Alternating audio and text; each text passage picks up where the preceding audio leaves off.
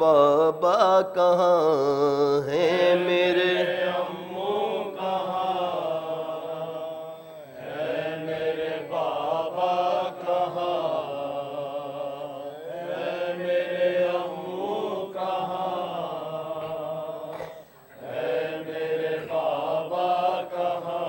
جان کدھر آج سب ناصر و یاور گئے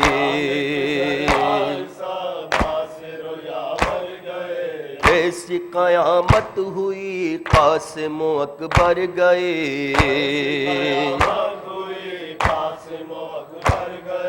جستجوئے آب میں ثانی حیدر گئے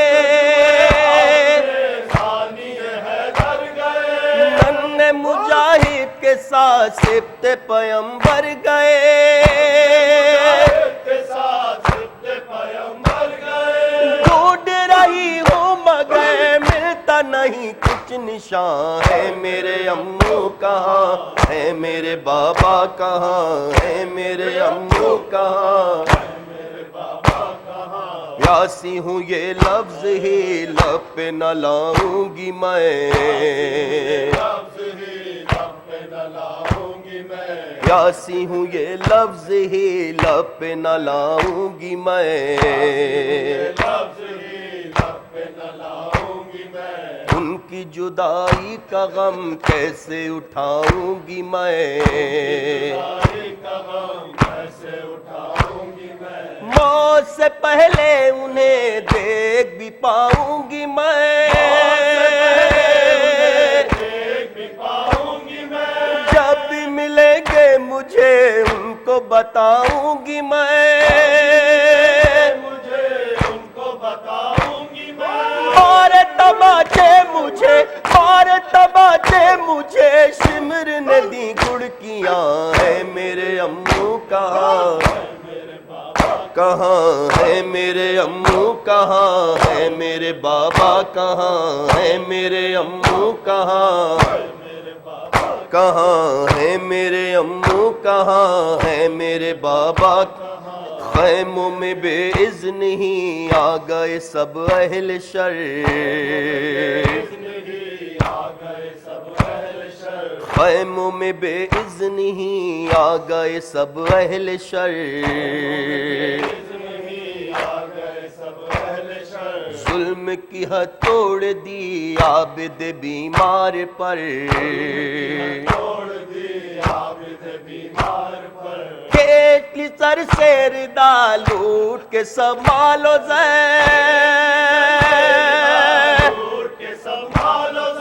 سمر لائی لے گیا چھین کے میرے گوہر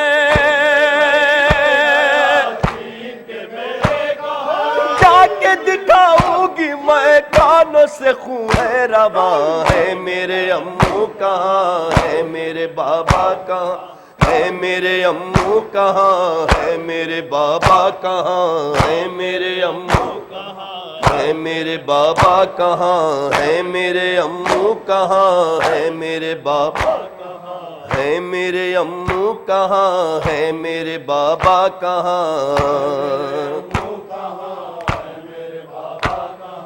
ہے میرے امو کہاں ہے میرے بابا کہاں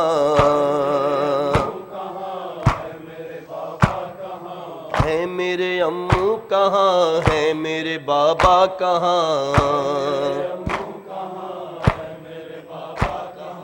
اور انی سے حزین حال کریں کیا رقم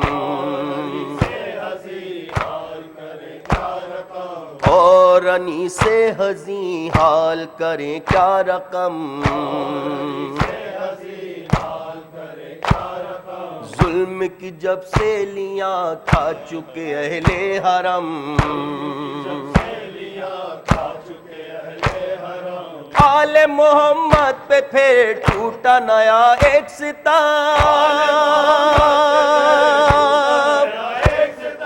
دیکھا کہ بچوں میں ہے بالی سکینہ بھی کام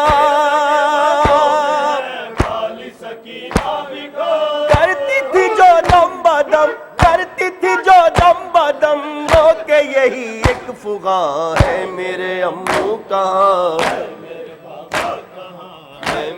امو بابا کہاں ہے میرے امو کہاں ہے میرے بابا کہاں ہے میرے امو ذوالفقار مدد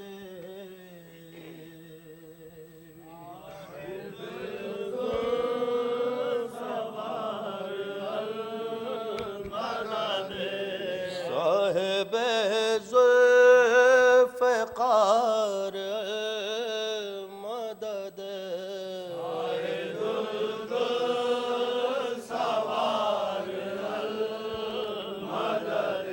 اترا جو آسمان سے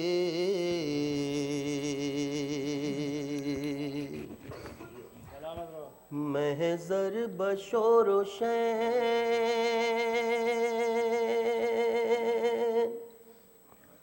اترا جو آسمان سے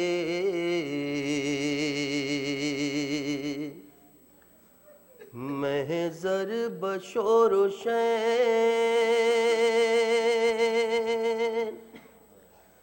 بیت الشراب میں گونج اٹھے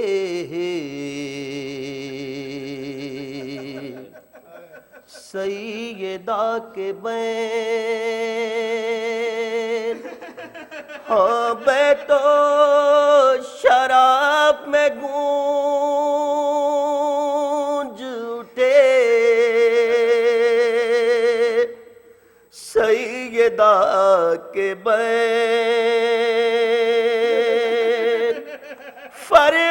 فرماتے تھے حبیب خدا شاہ مشرقین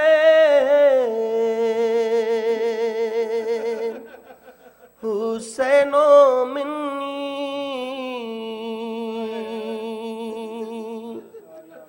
وانا من الحسین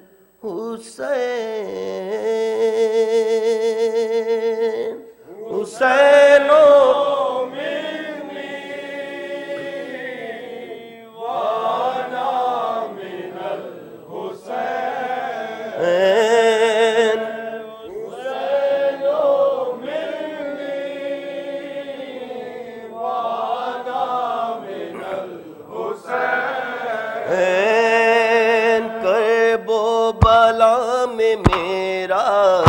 سر مارا جائے گا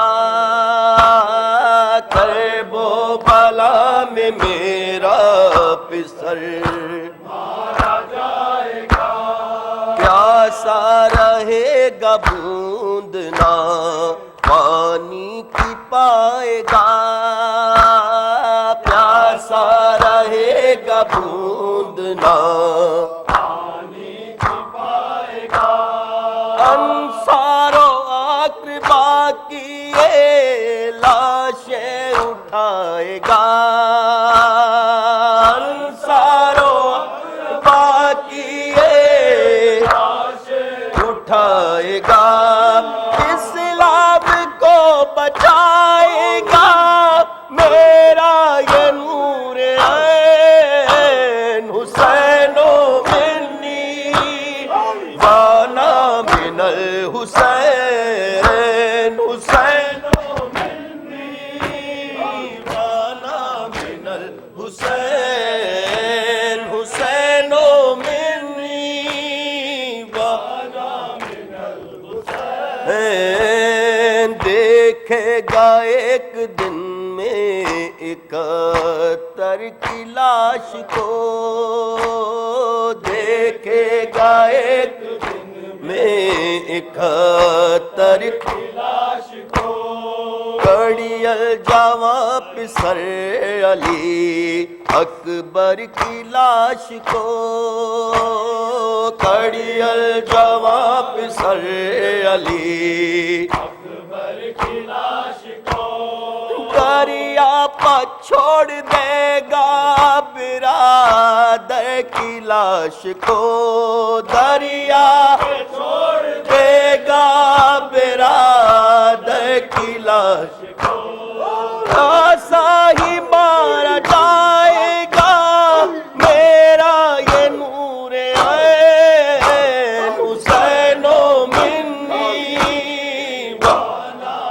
الحسین حسین منی وانا حسین حسین حسین حسین منی وانا من الحسین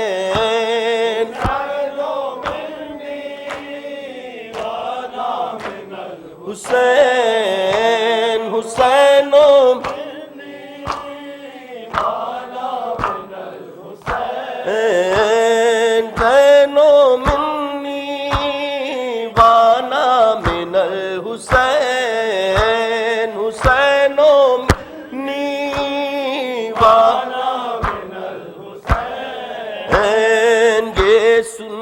بولی فاطمہ زہرا دہائی ہے جزاک اللہ زہرا دہائی فرت عالم سے آنکھوں میں تاریکی چھائی ہے سے آنکھوں میں تاریکی چھائی ہے بابا خبر یہ آپ نے کیسی سنائی ہے بابا خبر یہ آپ نے کیسی سنائی ہے پاتا نہیں ہے میرا دل درد مند چین حسین منی وانا من الحسین حسین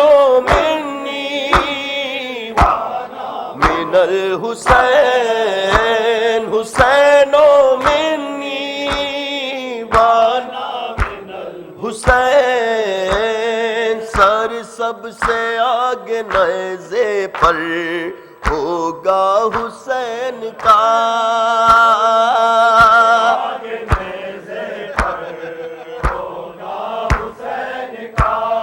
سر سب سے آگے نیزے پر ہوگا حسین کا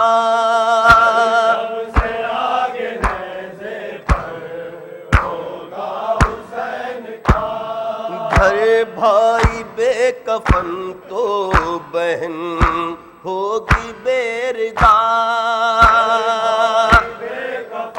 تو بہن ہوگی بیردار دربار میں یزید کے جائے گا قافلہ کے جائے گا قافلہ زینب دیار شام میں پل جائے گی حسین حسین وانا من الحسین حسین منی وانا من الحسین حسین منی وانا من الحسین حسین آخری شعر مکتے کا شعر پیش کر رہا ہوں حسین محسن کے سن کے فاطمہ زہرا ہوئی ملول کہ فاطمہ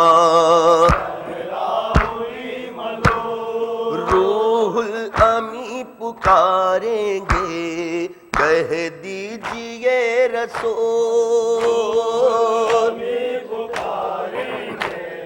کہہ دیجئے رسول ایک قوم خلق ہوگی بانداز بوہ پھول ہوگی بانداز بوہ پھول بابا جو روئے گی کہہ کر حسین حسین منی وانا من الحسین حسین منی وانا من الحسین حسین منی وانا